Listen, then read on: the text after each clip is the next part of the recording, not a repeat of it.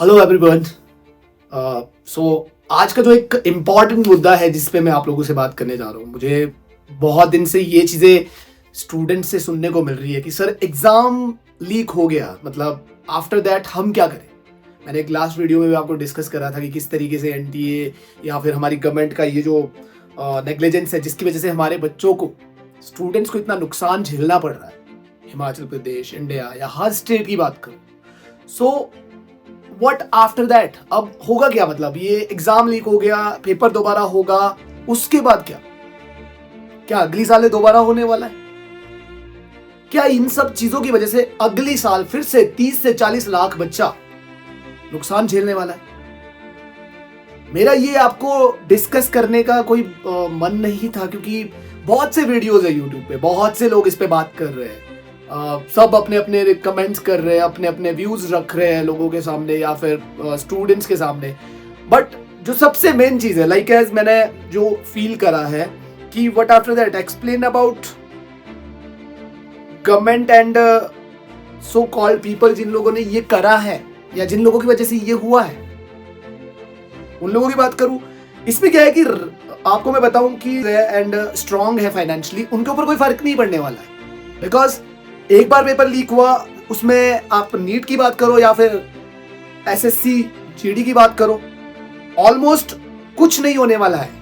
अभी पेपर दोबारा लीक भी हो जाएगा तो भी कुछ नहीं होने वाला है। इवन उन स्टूडेंट्स के 720 में से 720 आने वाले जिन्होंने ये पेपर दोबारा खरीद लिया हो। एज यू नो कि यूट्यूब या फिर आपका टेलीग्राम पे अभी भी इस पेपर के ऐसे र्यूमर्स फैले हुए हैं कि ये 720 वाला पेपर 720 आपको दे सकता है, ड्यू टू जिन लोगों ने इसको दोबारा बेचना शुरू कर दिया। According to NTA they will tell us कि हम जो है एग्जाम को वायुसेना फैसिलिटीज देंगे, एयरफोर्स या फिर किसी भी तरीके से, बट नथिंग, कुछ नहीं होने वाला है। इसमें जो सबसे बड़ा नुकसान है उन बच्चों का है जिन बच्चों ने ये नुकसान झेला हुआ है, जिन बच्चों को ये प्रॉब्लम्स फेस करनी पड़ी है, जिन बच्चों ने सुसाइड करा है, जिन बच्चों के पेरेंट्स को प्रॉब्लम आई है। ठीक है, जीते जी बच्चे अनाथ हो जाए बहुत लोगों ने सुना है, पर माँ बाप बच्चों के बिना जिए ये बहुत बड़ा दुख होता है। एंड लाखों बच्चे जिनको नुकसान हुआ है, वो गिने चुने बच्चे जिनकी सुसाइडल कमिट्स हुए हैं, वो गिने चुने नहीं है, उन लाखों बच्चों में से ही है। उन बच्चों का विश्वास टूटा है। एंड मैं आपको बता दूं कि इसमें गवर्नमेंट का क्या रिव्यू है, दे जस्ट वो सिर्फ कुक कर रहे हैं, हर चीज को पका रहे हैं। वो बोल रहे हैं कि ऐसा नहीं होने वाला है। मोस्टली स्टूडेंट्स जो हमारे पास है, उन लोगों का ये गवर्नमेंट ने ये फीडबैक बना दिया है कि हम उनके पैसे वापस दे देंगे। गवर्नमेंट या फिर एनटीए या फिर जो भी इसमें इन्वॉल्व है, उससे क्या होगा, जो बेचारा बहुत परेशान बच्चा है वो तो रिलीफ नहीं पाएगा। रिलीफ किसको मिलेगा? लगभग 25 लाख बच्चों में से जो सीरियस कैंडिडेट, अगर मैं बोलूं, अगर 20 लाख बच्चा बहुत सीरियस था तो 5 लाख बच्चे जो उसमें पैसे लेके खुश होने वाले हैं वो हैप्पी है। रीजन बीइंग क्योंकि उन लोगों ने पेपर देना या ना देना एक बराबर था। जो 20 लाख बच्चा सीरियस था, उन बच्चों के ऊपर बहुत सारी प्रॉब्लम्स है। उन बच्चों का माइंडसेट चेंज हो चुका है। एंड मैं आपको एक इंपॉर्टेंट चीज बताऊं, ये दोबारा होगा और ये बार बार होगा अगर इसी तरीके से चीजें चलेंगी। एसएससी जीडी इतना बड़ा एग्जाम वो लीक हो गया, उसका जिसको हम बोलते थे सीबीटी मोड पे आकर, सीबीटी मोड पे वहां कंप्यूटर में प्रॉब्लम है, किसी जगह पे कुछ और प्रॉब्लम है, ये आज तक हम फेस करते आ रहे हैं। और इसके क्या रीजन है मैं आपको बताऊं। अगर हम सीबीटी मोड पे जाते हैं तो CBT mode and one exam one nation, I agree with all people जो इसको रिकमेंड कर रहे हैं, बट ये डिस्कशन 2017 से हो रहा है इंडिया में कि हम सीबीटी मोड पे लेके आएंगे। अभी right now JEE mains and CUET जैसे एग्जाम जो है सीबीटी मोड पे होते हैं, 1 वीक से ज्यादा टाइम लग जाता है। एंड 1 वीक से ज्यादा जो टाइम लगता है, उस टाइम के अंदर पता नहीं कितने बार जो है कौन सा पेपर कहाँ सेल हो रहा है, कौन सा सिस्टम कहाँ हैक हो रहा है, कहाँ पे बच्चे जो है उस एग्जाम को प्रॉपरली नहीं दे पा रहे हैं, कहाँ पे सिस्टम नहीं चल रहा है। That's very different thing. और चीटिंग वहां भी होती है, मैं तुम्हें बता दूं, चीटिंग वहां भी होती है। पूरा सिस्टम बेच दिया जाता है, पूरा वो जो कंप्यूटर है, जो सेटअप है आपका, वो हैक कर दिया जाता है।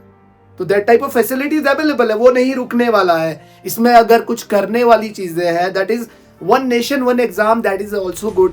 अभी इस पे चर्चा चली हुई थी कि एक एग्जाम हो, सीयूटी में मर्ज कर दिया जाए नीट एंड जेईई मेंस को। हाँ, एग्जाम वही रहेगा, पैटर्न वही रहेगा, सारी चीजें वही रहेगी, but different is one thing कि एग्जाम एक होगा तो इतनी ज्यादा प्रॉब्लम्स नहीं आएगी। एक एग्जाम कैंसिल होने से 340 करोड़ का नुकसान होता है बच्चों का। गवर्नमेंट का अलग से, हमारे पैसे, गवर्नमेंट के पास अपने पैसे नहीं, हमारे पैसे जो हम देते हैं उनको थ्रू द आपका, चाहे हम जीएसटी के थ्रू पे कर रहे हैं या फिर हम अपना किसी फॉर्म को भरने की फी पे कर रहे हैं, दैट इज टोटली आवर फी, हमारे स्टूडेंट्स का, हमारी कंट्री का पैसा।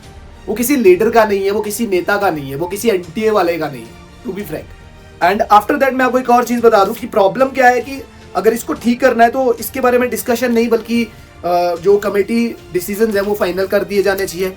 एंड इसमें कुछ और चीजें हैं, like as what is the best way, कि एक्सपर्ट्स क्या बोलते हैं।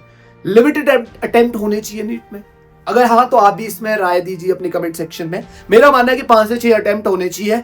And second thing, age limit होनी चाहिए देने की भी स्टार्टिंग में, और जब वो लास्ट एग्जाम हो तब की भी। इट मीन सिंपली मान लीजिए +2 के बाद का बच्चा, उसकी 17 मिनिमम एज लिमिट होनी चाहिए, क्योंकि हम देश के डॉक्टर बनाने जा रहे हैं। हम टीन एज में डॉक्टर को जनरेट करते हैं। अगर वो टीन एज में ही एमबीबीएस खत्म कर ले आने वाले टाइम में, मान लीजिए ऐसा हो रहा है, तो दैट मीन्स उसके अंदर मेच्योरिटी लेवल नहीं होगा उतना, एंड वो बच्चा जो है आने वाले टाइम में प्रेशर को हैंडल नहीं कर पाएगा।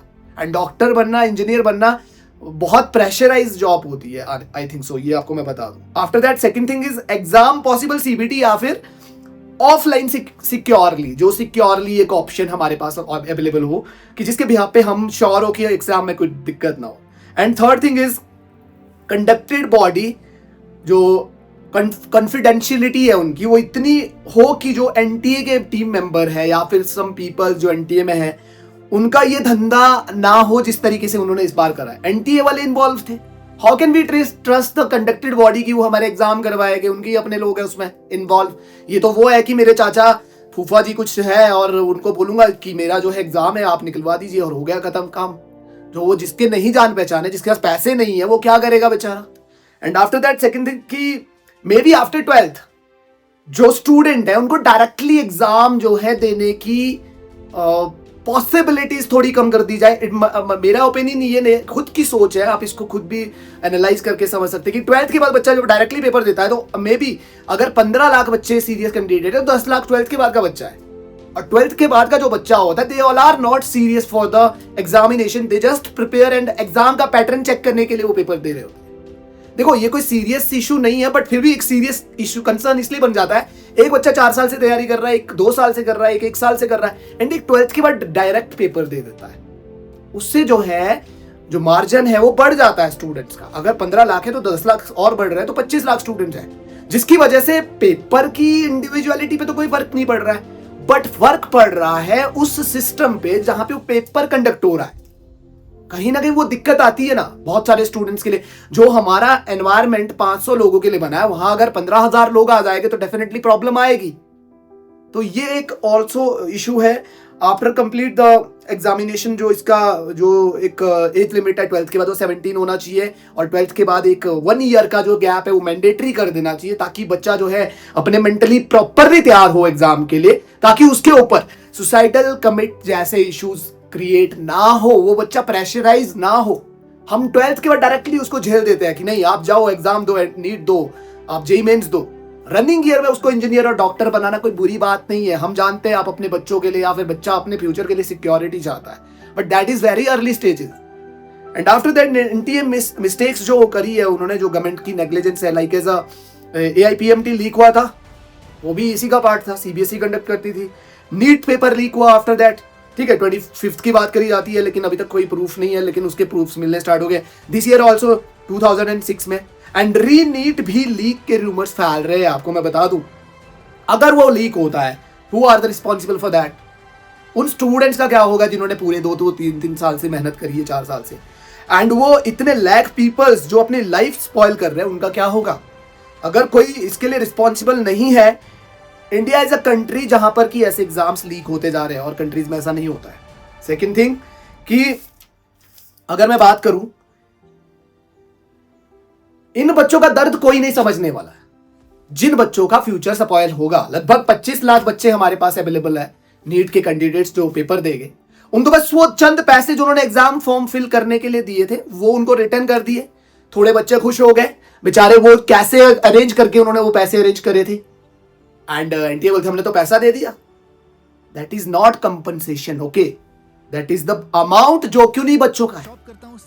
सो हम चाहते हैं कि एक फेयर सिस्टम बने और स्टूडेंट के लिए आने वाले टाइम में ऐसी पॉसिबिलिटीज कम हो। जैसा कि मैंने बताया कि एज लिमिट, आपका सीबीटी मूड या फिर जो कॉन्फिडेंशियलिटी है कंडक्टेड बॉडी की, वो बहुत इंपॉर्टेंट कर रोल निभाती है। तो दैट्स वाई अगर अभी रीनीट होता है, आफ्टर दैट इसका जो इम्पैक्ट पड़ेगा नेक्स्ट स्टूडेंट्स पे बहुत ज्यादा पड़ने वाला है।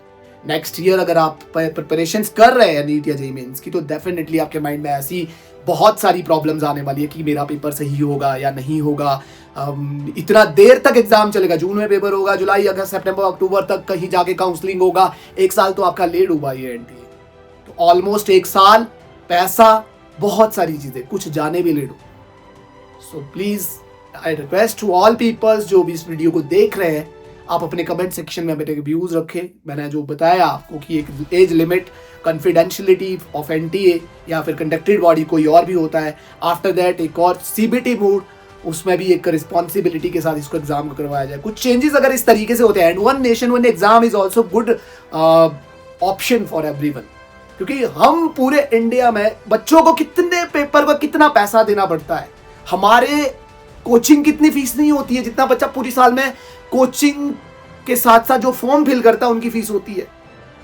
1700 का फॉर्म नीट का, 1200 का फॉर्म सीयूईटी का, 1500 का फॉर्म आइजर का, 1800 का फॉर्म नेस्ट का, 1000 रुपए का फॉर्म बीएससी नर्सिंग का, 1200 का फॉर्म एम्स नर्सिंग का।